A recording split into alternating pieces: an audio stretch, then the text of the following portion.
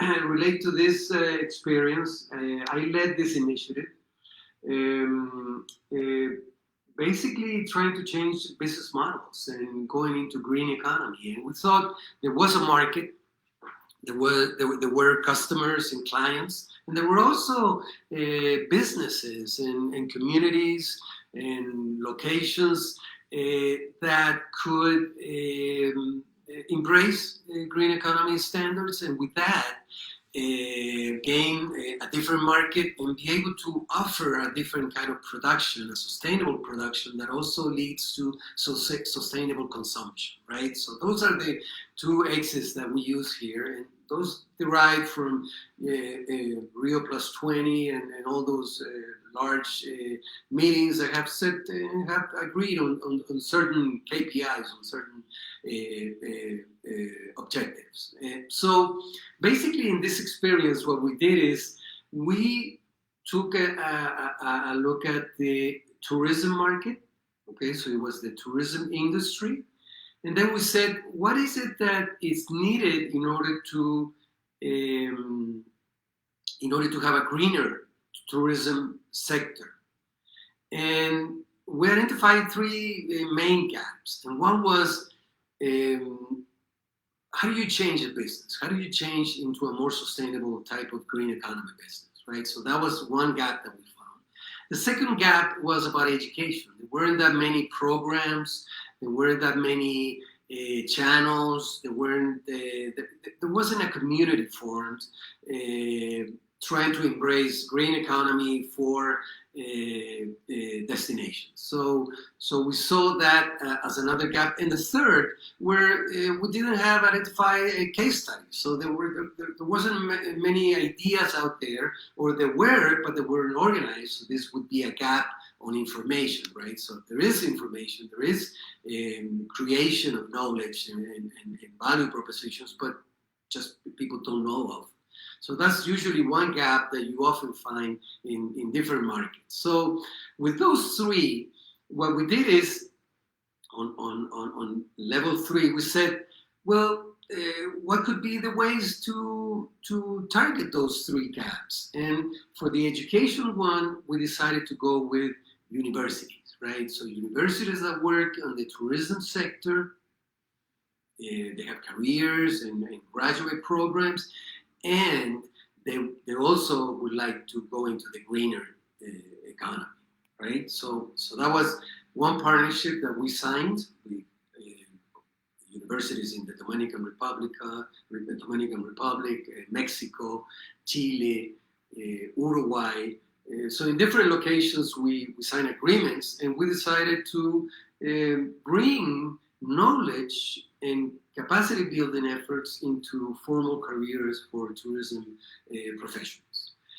The second gap about the good practices, well, we decided to form a coalition and to call for evidence of green economy applications on the tourism sector that were successful. From the program or from the change point of view to enhance your business through green economy, but also through new techniques, innovation, so new ways in order to tackle some of the old issues. So with those two, we organized a coalition of research and application. And in research, we brought the specialists, experts, researchers, people that knew and had studied, and they had different research papers, etc. And then from the business point of view, we brought business associations. So with those three actors, and then in each one of the spheres of each actor, you have many different, or several different actors playing some role there. We came up with this process. So actually, this is a publication, is sort of a memoir of what went on in one of the meetings where we, first of all, we revised case studies, we brought public policy.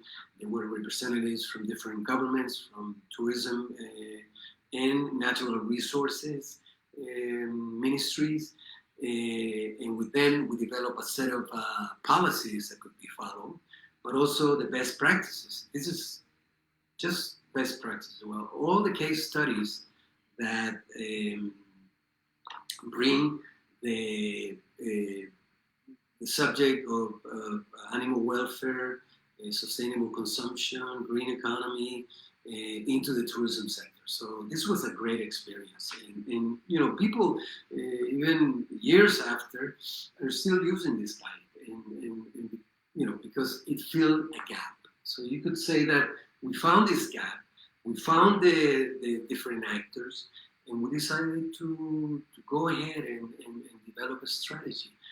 The impact, okay, the impact, for instance, there is on YouTube, there is on my page on YouTube, Maximiliano Brandt, you can find a video, it's Spanish, but it's a video, a piece of news where they explain, but for instance, to give you one of the cases, through interventions at the destination level, we were able to create micro businesses around protecting the environment, right? So environment protection became a value proposition that foreign tourists saw as a great added value. And with that, we were able to support 2.5 million families in El Salvador and to create in 1 year $3.5 million of wealth, of income for the community. So it would be, so you know, those are the kinds of impacts that you have when you apply all these knowledge. So in this case, the partnership worked. The partnership created many leaders. Some of these leaders won awards and prizes for their inventions, their changes. Entrepreneurs were created that, again, saw the need to have the supply and the demand meet. And you can see now many tourist destinations that have embraced animal welfare, sustainability, and green economy thanks to this effort. At the global level, we also took the experience into the ESG, which is the Sustainable Tourism Guidelines, and we introduced this into that sustainability indexes. So destinations, organizations can evaluate themselves on these issues of green economy in the tourism sector, and with that, we enhance, you know, the green economy use, the application of its principles, etc. So we, as I said, in this case, we would have never been able to do it on our own, just us creating a set of activities, because, you know, the size of the intervention was very large. But also the impact of this is because other actors on the market pick up the information and develop their own version. So they develop their own versions of this knowledge. So that's important. So if you want to change a sector, usually a lot of INGOs or NGOs or think tanks that like to introduce a subject and to change the reality of that industry, you can do it through this and through partnerships. Definitely, as I said, for us it was universities, business associations, and then actually the communities. And with those three sectors of the society, we were able to have impact and develop different tools. We developed webinars.